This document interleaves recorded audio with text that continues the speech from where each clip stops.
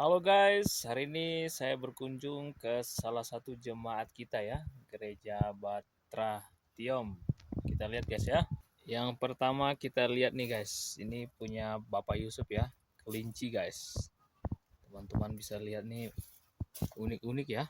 Ini guys. Wih, kelinci luar biasa ini kelinci nih. Wih, dia kencing guys tuh, teman-teman. Luar biasa nih. Nih, netes guys. Jadi teman-teman, ini kandang kelinci tepat di samping rumah ya. Nih teman-teman bisa lihat. Jadi guys, di sini ada kursi-kursi juga untuk santai-santai. Ini teman-teman. Nah, ini Papua, beginilah kayu bakarnya.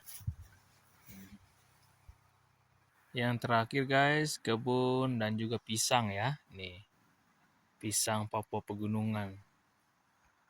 Tuh guys.